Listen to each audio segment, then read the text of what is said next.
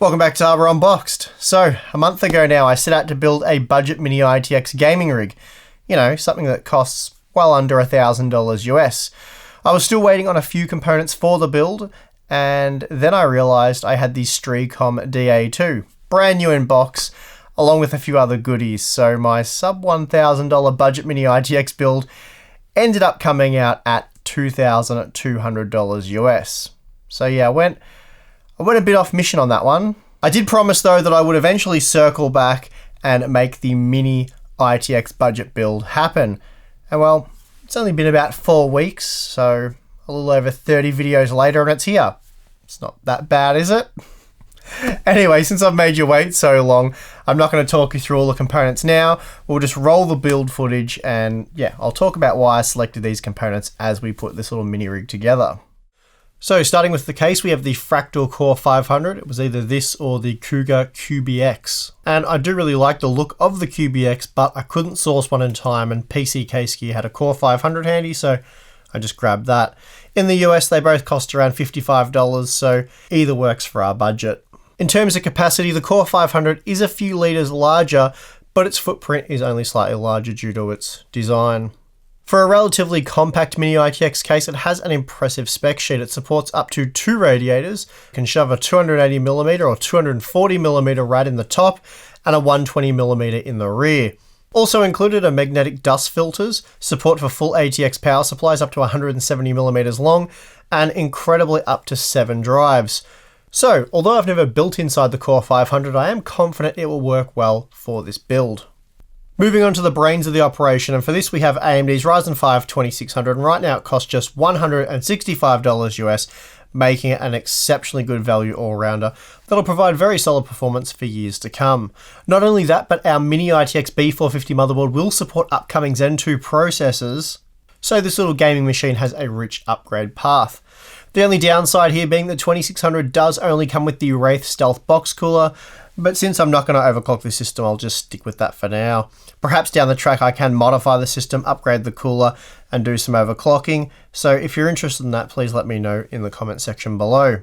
Then for the motherboard, the ASRock Fatality B450 Gaming ITX AC is one of the cheapest B450 Mini ITX motherboards available right now, and it's a pretty solid option. At $125 US, you get Intel 802.11ac Wi-Fi plus Bluetooth 4.2, Intel Gigabit LAN, Realtek ALC 1220 audio codec with support for Creative Sound Blaster Cinema 5, 4 SATA ports, and an Ultra M.2 port on the rear. Its only weakness is the fat 3-phase VRM. It's not ideal for overclocking, but with a Ryzen 5 2600, it won't be an issue. And I've run one of these boards for quite an extended period of time now with a Ryzen 7 2700X, and I've had no problems at all.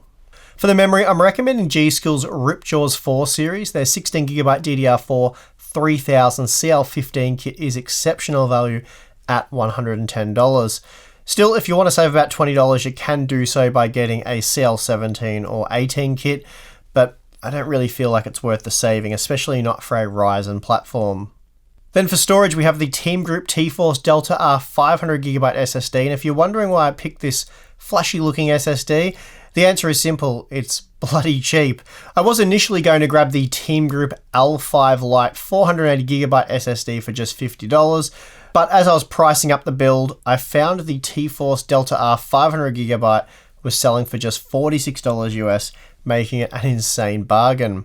Sadly right now, at least at the time of filming this video, it is sold out at Newegg, but even so, you can expect to pay no more than $60 US elsewhere.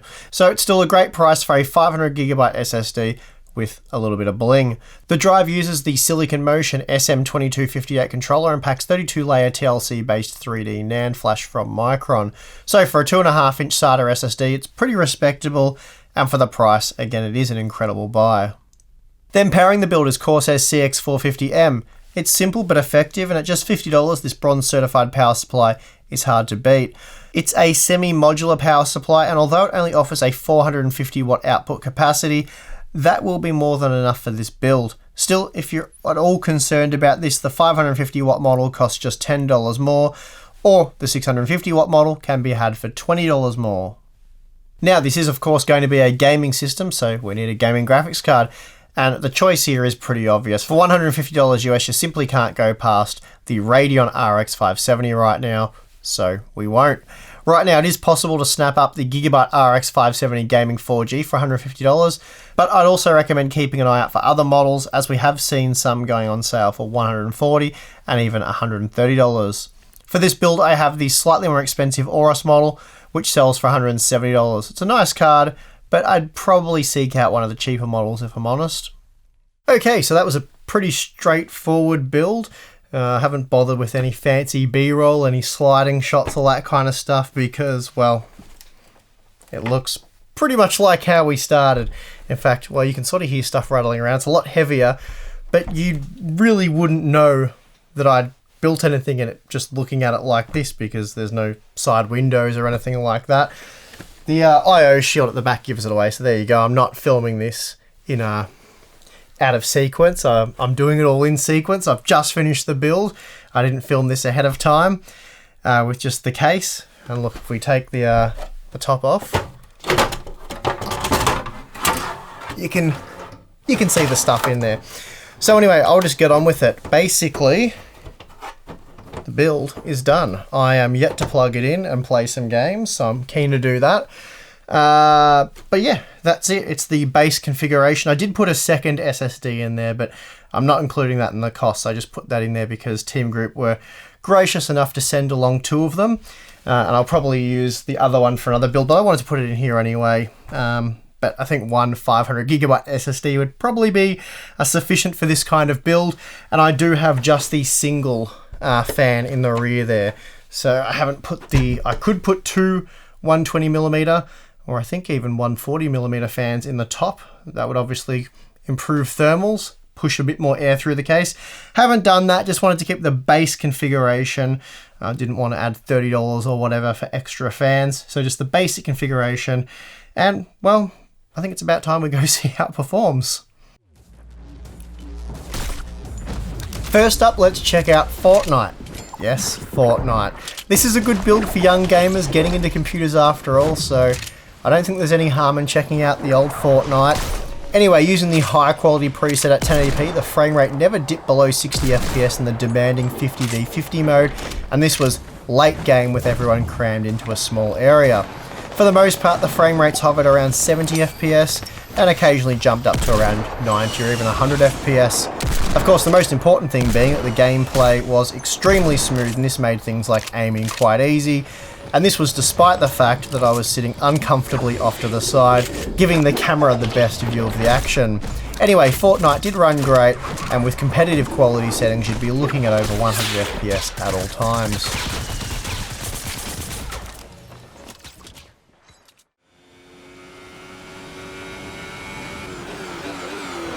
Then for a drastic change of pace, I fired up F1 2018 and hit the Bahrain circuit using the maximum quality preset with TAA enabled at 1080p. Frame rates mostly hovered at around 80 to 90 FPS with the occasional dip down to 70 FPS. Again, the experience was great, the game was very smooth and the visuals were impressive.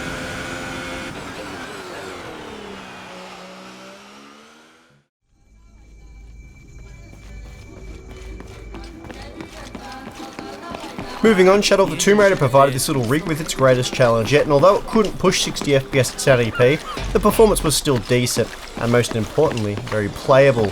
Using the high quality preset, the game looks amazing, and with 40 to 50 FPS was enjoyable.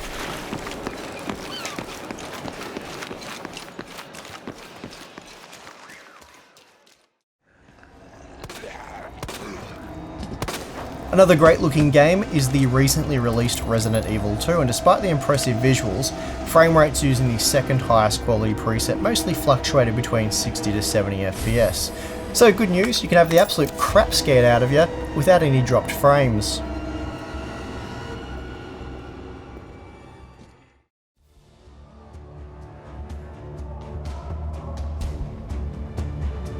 Next up, for all you World of Tanks fans, I quickly gave the standalone benchmark a whirl using the maximum quality settings at 1080p, and I found this little Mini-ITX build was able to keep frame rates above 60 FPS at all times, so again another smooth and enjoyable experience.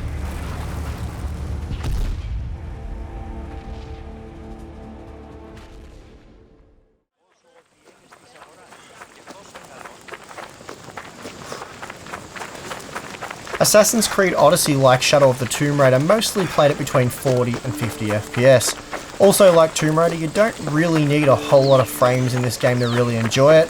That said, with a few small tweaks, you could get a consistent 60 FPS with this setup.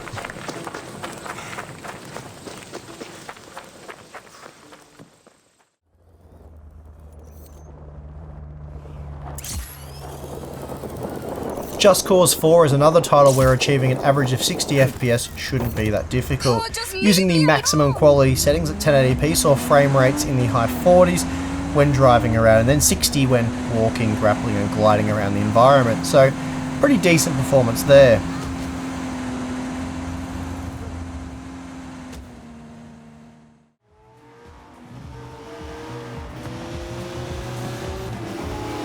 Unfortunately, overlay software like Reaver Tuner doesn't work in Forza Horizon 4, but the built-in benchmark reported an average of 67 FPS, and as you can clearly see here, it played very well, especially given how great it looks.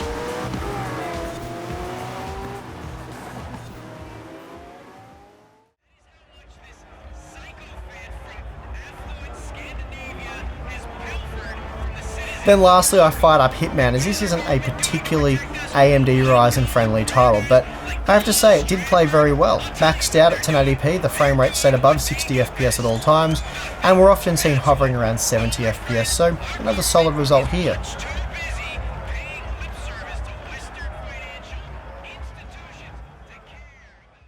Outside of the usual FPS numbers, have to say, really impressed with how the system ran.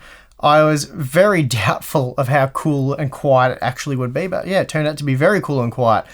So again, quite surprising that the graphics card fans spun at about 1700 RPM, which is very similar to what I see on the open test bench. So yeah, really impressive stuff. There's not a whole lot of ventilation in the side panel there, but regardless, it seemed to work really well, even with just a single 120mm exhaust fan, because the graphics card itself only peaked at 75 degrees. And that was after an hour-long stress test running F1 2018 on just an endless loop, which I ran for an hour. So yeah, that's a good temperature there. I didn't run any CPU stress tests, anything like Blender or a power bug thing like Prime 95. Didn't do any of that. It's just focused purely on gaming. And when gaming, I think the R5 2600, it peaked with the Wraith Stealth box cooler at about 65 degrees. And I think the title that it did that in was Hitman. So I walked around those crowds, saw quite heavy utilization there on the Ryzen 5 CPU. And yeah, got 65 degrees, which is very, very cool. So again, considering we only have a single 120mm exhaust fan, that's really a great result. I'm not even sure how we got such a great result out of this case, because it doesn't look heavily ventilated, not a lot of air is getting shoved in there, so yeah, impressive stuff. It's a shame that a lot of modern cases don't work as well as this one. Not sure what magic's going on there. But anyway, throwing two more top 120mm or I think 140mm fans on the top, that would obviously help cram a lot more air through the case and probably help reduce possibly the graphics card. It would do a lot for the CPU on the motherboard. Not sure about the graphics card because that's on the outside. You might have to open up the side panel to improve that, but honestly, you really don't need to. Overall, I'm really pleased with what this little gaming box has to offer, particularly for the money. And while I suspect in 5 to 6 months you'll probably be able to build something better, I honestly don't think you can go too wrong with this build if you were just to pull the trigger on it now, especially if you were desperate to build a gaming system. You've been holding out, but you heard that we've got the Zen 2 processors coming. You see all the Navi rumors that pop up every day. I'd probably forget about all that stuff and just build something like this, because as I said, you really can't go too wrong. There's always the opportunity to upgrade later to a Zen 2 processor or whatever. But for 1080p gaming and the sort of stuff this system's doing, it's really going to be unnecessary. Also, who knows what could happen to the PC market in 6 months' time? We could have another horror repeat of 2018. Cryptocurrency makes a comeback, and, well, I don't need to say anymore. You guys know what happens when that sort of thing happens. But I'm not trying to scare anyone. I'm not trying to upset anybody. I'm just saying, who knows what'll happen? I don't have a crystal ball. I don't know what's going to happen to the PC market in 6 months' time. All I'm saying is if you've been holding out, you're desperate for a new gaming rig, I feel like now is a pretty good time to build one. And something like this for $700 US is what the total build cost came to. you really can't go too wrong. And I don't think you'll be kicking yourself in 6 months' time. And again, you can upgrade. So this has a great upgrade path. You can whack a Zen 2 processor in there. Of course, you can upgrade the graphics card. You shouldn't need to upgrade the memory anytime soon. Storage, you won't need to. You can add a big mechanical drive for storing older games and things on there. Don't think you can go too wrong. I'm not trying to push anyone towards building this kind of system. It's just try to give you all the things to think about and all the options, because waiting may not be the best thing to do, or it could turn out to be a smart thing to do if you can wait.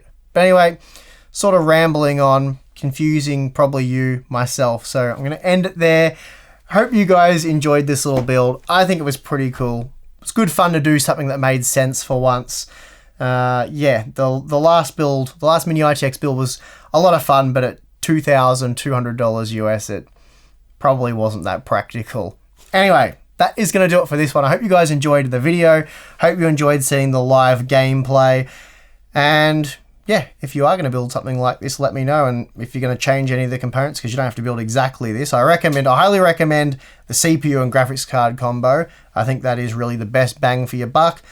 But there's a few different motherboard options, plenty of different case options, plenty of storage and memory options. So you don't have to go exactly with what I've given you. It's just a rough guide. But anyway, like, subscribe, support us on Patreon if you like. I'm your host, Steve.